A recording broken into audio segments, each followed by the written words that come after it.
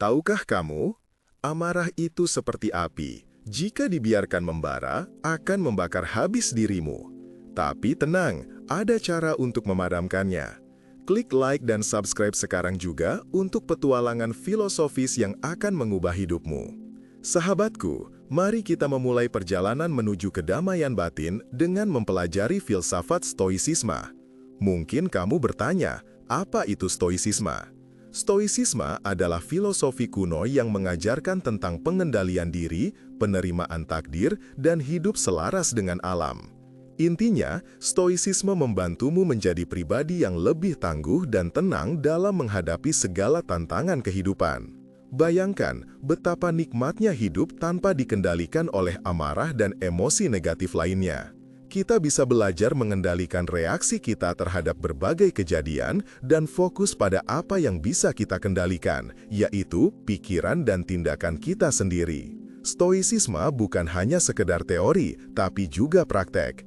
Ini adalah cara hidup yang bisa kamu terapkan dalam kehidupan sehari-hari. Tujuan utamanya adalah mencapai eudaimonia, yaitu keadaan bahagia yang sejati dan abadi. Kebahagiaan ini bukan didapat dari kesenangan duniawi yang bersifat sementara, melainkan dari kebajikan dan hidup selaras dengan akal budi. Jadi, stoisisme mengajak kita untuk berpikir jernih, bertindak bijaksana, dan menerima apapun yang terjadi dengan lapang dada. Dengan demikian, kita bisa meraih ketenangan batin dan kedamaian sejati bahkan di tengah badai kehidupan. Salah satu konsep penting dalam stoisisme adalah dikotomi kendali.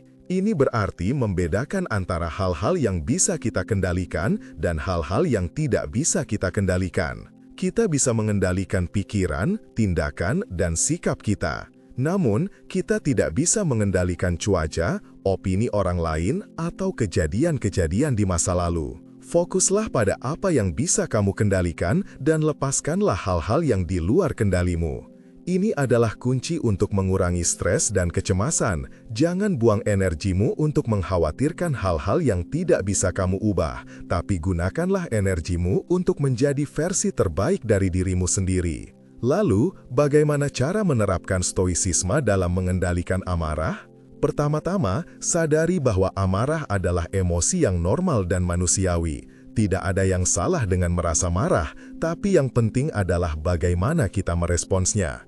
Jangan biarkan amarah menguasai dirimu dan mendorongmu untuk melakukan hal-hal yang akan kamu sesali nanti. Ketika kamu merasa amarah mulai muncul, berhentilah sejenak dan tarik nafas dalam-dalam. Amati perasaanmu tanpa menghakimi. Tanyakan pada dirimu sendiri, apa yang sebenarnya membuatku marah? Seringkali, amarah hanyalah gejala dari masalah yang lebih dalam. Setelah kamu memahami akar penyebab amarahmu, coba ubah cara pandangmu terhadap situasi tersebut. Ingatlah bahwa segala sesuatu di dunia ini bersifat sementara dan tidak kekal. Orang lain mungkin berbuat salah padamu, tapi itu tidak berarti kamu harus membiarkan dirimu dikuasai oleh amarah. Maafkanlah mereka, bukan demi mereka, tapi demi dirimu sendiri.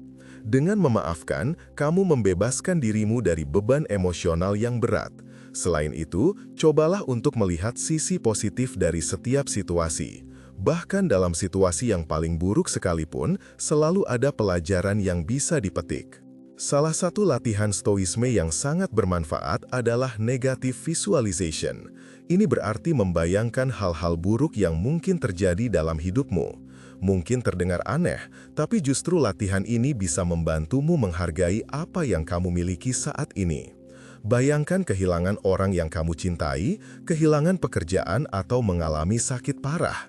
Dengan membayangkan hal-hal ini, kamu akan lebih bersyukur atas kesehatanmu, hubunganmu, dan kesempatan yang kamu miliki. Selain itu, latihan ini juga akan membantumu mempersiapkan diri secara mental dan emosional menghadapi kemungkinan terburuk. Selain negative visualization, ada juga latihan premeditatio malorum, yaitu merenungkan hal-hal buruk yang mungkin terjadi sepanjang hari. Sebelum memulai harimu, bayangkan berbagai tantangan dan kesulitan yang mungkin kamu hadapi. Mungkin kamu akan terjebak macet, menghadapi rekan kerja yang menyebalkan, atau menerima kritik dari atasanmu. Dengan mempersiapkan diri secara mental, kamu akan lebih siap menghadapi tantangan-tantangan tersebut dengan tenang dan bijaksana. Kamu tidak akan terkejut atau panik, tapi akan merespons dengan kepala dingin dan tindakan yang tepat. Marcus Aurelius, salah satu tokoh stoicisme yang paling terkenal, pernah berkata, "Kamu memiliki kekuatan atas pikiranmu, bukan kejadian eksternal. Sadari ini, dan kamu akan menemukan kekuatan." Kata-kata ini sangat penting untuk diingat ketika kamu merasa amarah mulai menguasai dirimu. Ingatlah bahwa kamu memiliki kendali atas pikiranmu, dan kamu bisa memilih bagaimana merespons setiap situasi. Jangan biarkan orang lain atau kejadian eksternal mengendalikan emosimu. Kendalikan pikiranmu, dan kamu akan mengendalikan hidupmu. Seneca, seorang filsuf Stoa lainnya, juga menekankan pentingnya mengendalikan emosi. Ia mengatakan bahwa amarah itu seperti penyakit jiwa yang merusak diri sendiri dan orang lain. Amarah bisa membutakanmu, membuatmu melakukan hal-hal bodoh yang akan kamu sesali nanti. Oleh karena itu, penting untuk melatih diri mengendalikan amarah sejak dini. Jangan biarkan amarah menumpuk dan meledak seperti bom waktu. Cari cara untuk menyalurkan amarahmu secara positif, misalnya dengan berolahraga, menulis jurnal, atau berbicara dengan orang yang kamu percaya.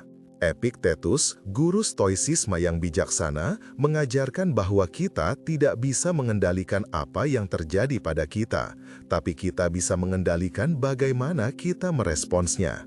Ini adalah inti dari filosofi stoicisme. Kita tidak bisa mengubah masa lalu dan kita tidak bisa memprediksi masa depan. Tapi kita bisa memilih bagaimana kita menjalani saat ini. Kita bisa memilih untuk menjadi bahagia atau sedih, tenang atau marah, bijaksana atau bodoh. Pilihan ada di tangan kita. Gunakanlah akal budimu untuk membuat pilihan yang terbaik bagi dirimu dan orang lain. Jadi, bagaimana caranya menerapkan stoicisme dalam kehidupan sehari-hari? Mulailah dengan hal-hal kecil. Perhatikan pikiran dan emosimu. Ketika kamu merasa marah, berhentilah sejenak dan amati perasaanmu. Tanyakan pada dirimu sendiri, mengapa aku merasa seperti ini? Apa yang bisa aku kendalikan dalam situasi ini? Bagaimana aku bisa merespons dengan bijaksana? Latihan ini akan membantumu menjadi lebih sadar diri dan mengendalikan emosimu. Semakin sering kamu berlatih, semakin mudah bagimu untuk mengendalikan amarah dan emosi negatif lainnya. Selain itu, bacalah buku-buku tentang stoicisme.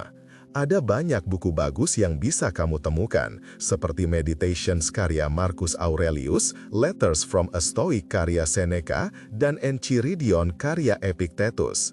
Buku-buku ini akan memberikanmu wawasan yang lebih dalam tentang filosofi stoicisme dan bagaimana menerapkannya dalam kehidupan sehari-hari. Jangan hanya membaca, tapi juga renungkan dan praktikkan ajaran-ajaran yang kamu pelajari. Stoicisme adalah filosofi praktis yang membutuhkan latihan dan disiplin diri. Cobalah untuk menemukan komunitas stoicisme di sekitarmu. Berdiskusi dengan orang-orang yang memiliki minat yang sama akan membantumu memperdalam pemahamanmu tentang stoicisme dan mendapatkan dukungan dalam perjalananmu. Kamu bisa bergabung dengan grup online, mengikuti seminar atau workshop, atau bahkan membentuk grup diskusi sendiri. Belajar dari pengalaman orang lain dan berbagi pengalamanmu sendiri akan memperkaya perjalananmu menuju kedamaian batin. Ingatlah bahwa stoicisme bukanlah solusi instan untuk semua masalahmu. Ini adalah perjalanan panjang dan berkelanjutan yang membutuhkan komitmen dan dedikasi. Akan ada saat-saat ketika kamu merasa gagal dan frustrasi. Jangan menyerah, teruslah berlatih dan belajar.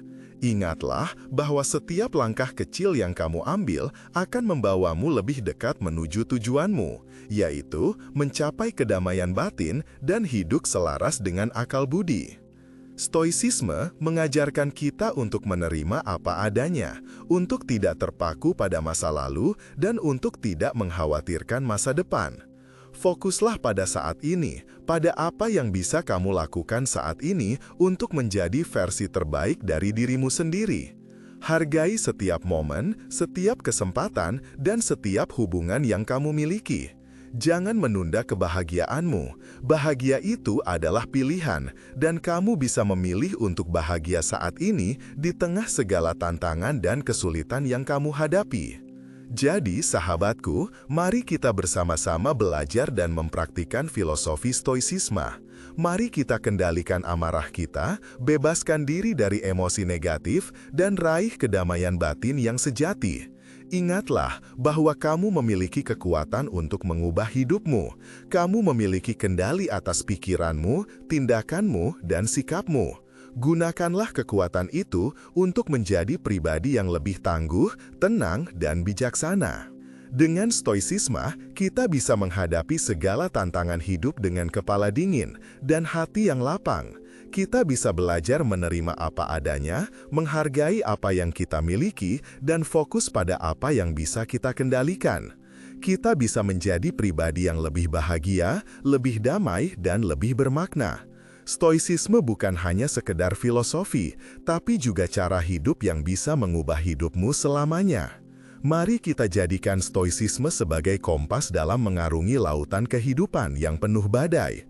Mari kita jadikan stoisisme sebagai pedoman dalam setiap tindakan dan keputusan kita.